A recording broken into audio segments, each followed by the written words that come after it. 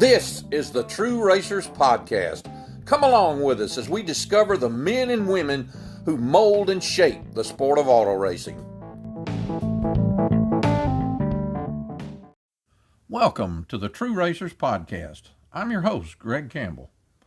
On this episode, we'll discover a racing event that was the first of its kind and one that hasn't been duplicated since. We'll also look at how an innovative promoter of a short track in Woodstock, Georgia, created this amazing race.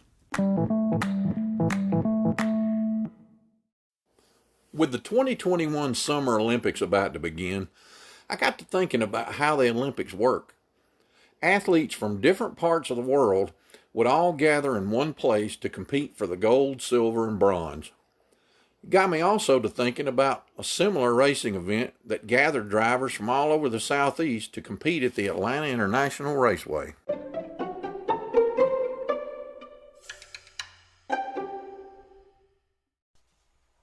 If you enjoy listening to different podcasts, have you ever thought you'd like to have your own podcast, but thought it's not possible, it's too hard, or too expensive, I just don't know what to do? Well, there's a tool available that allows you to record and edit your podcast right from your computer or your smartphone. Anchor.fm, which is available in your app store, will distribute your podcast for you so that it can be heard on Spotify, Apple Podcasts, and many more. You can also make money with your podcast with no minimal listenership. Anchor supplies everything you need to produce a podcast all in one place. So download the free Anchor app or go to the website at anchor.fm, that's Anchor, ANCHOR.FM, and get started today. So stop dreaming and start podcasting.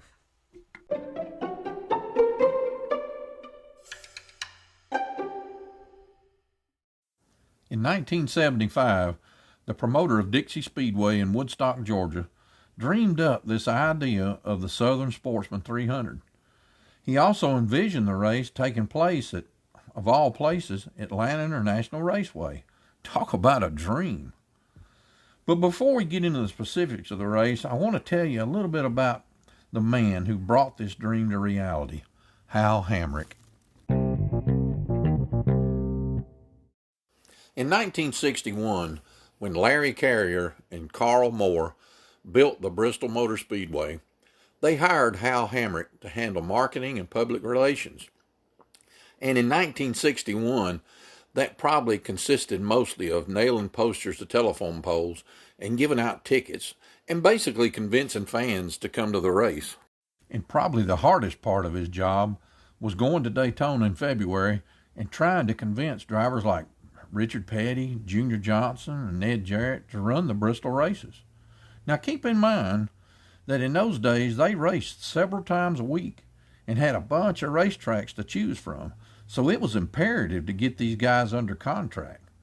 This would prove to be valuable experience for what was to come. Hal Hamrick wore a lot of hats in his long career, and he could be the subject of a podcast episode all by himself. But he would go on to be the promoter of Dixie Speedway, the Hickory Motor Speedway, and Georgia International Speedway in Jefferson, Georgia.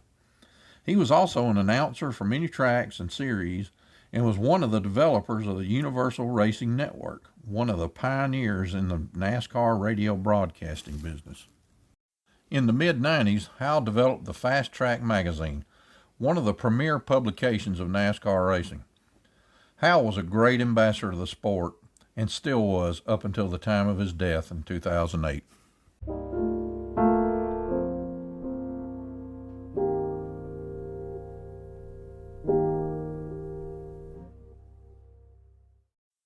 Now, the Southern Sportsman 300 could have easily been the race that didn't happen because of the number of potential roadblocks that could have gotten in the way.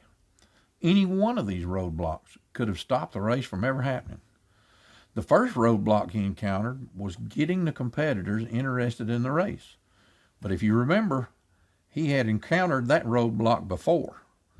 Hal visited a lot of racetracks trying to sell this idea. Hal Hamrick got 10 tracks to buy into this concept. This is kind of how it worked. The top 5 money winners from each of the 10 tracks would be eligible to compete in the event. Each track would put up $3,000 for a total of $30,000. Each track would receive tickets to the race that they could sell to try to recoup some of that $3,000 investment. Atlanta International Raceway would match that $30,000 to bring the total purse up to $60,000, with the winner receiving $9,000. This was the highest paying short track race in the South to date. I imagine that trying to get 10 tracks to buy into that today would be a daunting task. Imagine for a moment the pitch. Hey, promoter, send your top 5 drivers to Atlanta International Raceway and put up $3,000 of your own money to put this race on, not at your track, but at another track. I'm not sure this race would have happened in 2021.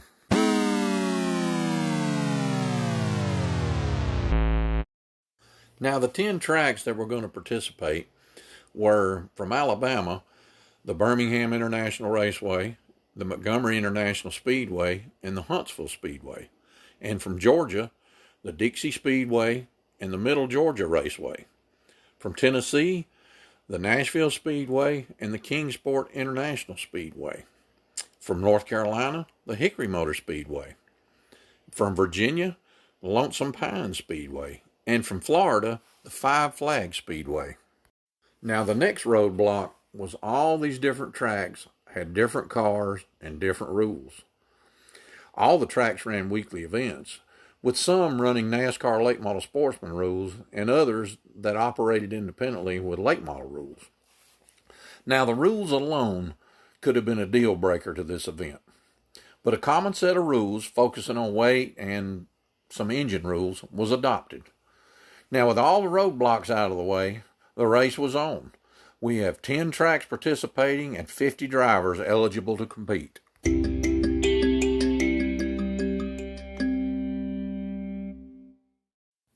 Not all of the eligible drivers chose to participate in the race for a variety of reasons, like lack of funds, or they just felt like their cars weren't suited for the higher speeds of Atlanta International Raceway. So that gave other drivers at their tracks an opportunity to take their spot and get in the race. Now, keep in mind, these were not purpose-built speedway cars. These were the same cars that they ran at their local tracks week in and week out. Jody Ridley, one of the hottest drivers in the South, did not compete in the 75 race because although his famed 65 Falcon was a terror on the short tracks, he just didn't feel like the car was suitable for the higher speeds at Atlanta International Raceway. Jody did attempt to run the 76 version of the Southern Sportsman 300 in a Tiger Tom Pistone built 71 Ford Mustang, affectionately known as Jaws. He purchased the car from George Elliott, and the car was equipped with a 351 Cleveland engine with a boxed intake. Now, during the inspection process, it was determined by officials that the intake was not within the rules of the race. So with no real alternative, Jody had to withdraw from the event. Now, Jody would get his shot at the big tracks when he was chosen to compete in the NASCAR Winston Cup Series in the famed number 90 Mercury for Junie Donlavey, an opportunity he did very well with.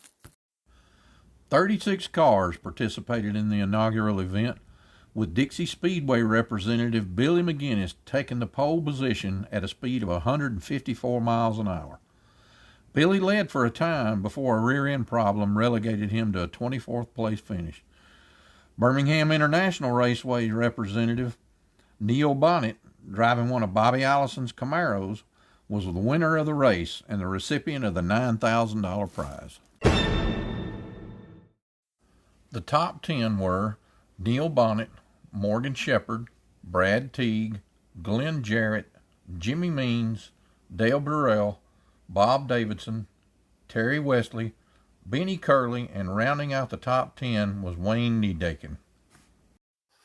The race was so successful that they decided to do it again in 1976.